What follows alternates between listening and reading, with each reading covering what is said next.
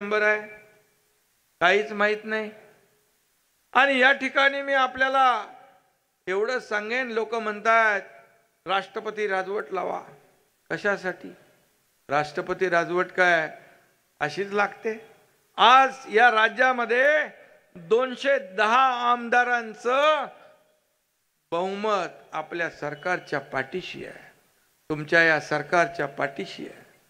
आणि राष्ट्रपतीला राजवट लावा, कधी निवडणुका घ्या, कधी हे करा ते करा, अशा प्रकारचं जे जे काही थैथयाट चालू आहे तो आपण पाहतोय।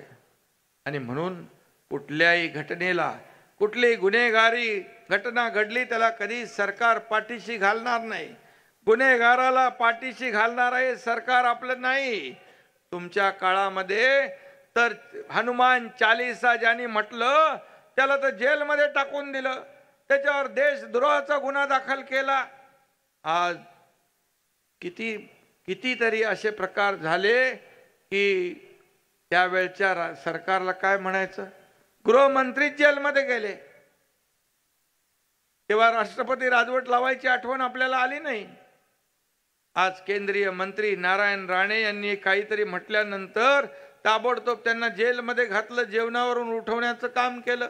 तुमच्या या पत्रकारांनी विरोधामध्ये बोलल्यानंतर त्यांना जेलमध्ये घातलं, त्या राणा कंगनावतचं घर तोडण्याचं काम केलं, तेव्हा राष्ट्रपती राजवट लावावी वाटली नाही।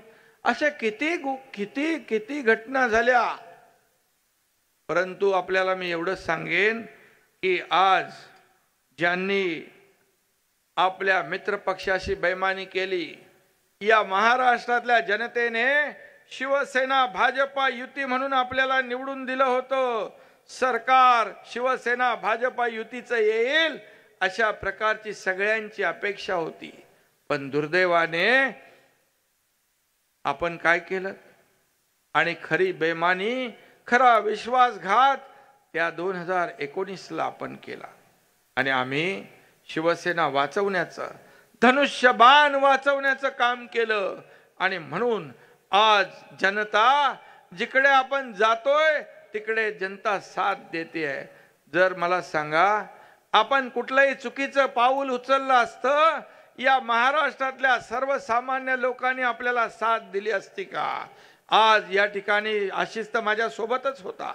आणि आज या व्यासपीठावरचे लोक, या हजारोंच्या संख्येने तुम्ही सगळेजण इथं, जर मी चुकीचं पाऊल उचललं असतं तर माझ्या या सभेला, या कार्यकर्ता शिवसंकल्प अभियानाला आला असता आपण।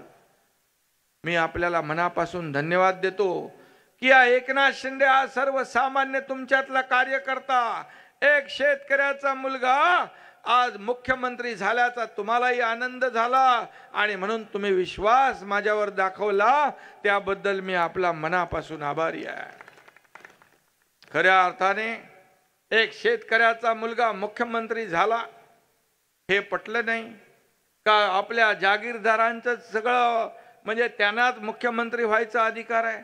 मी आपल्याला एवढंच सांगतो, बाळासाहेबांची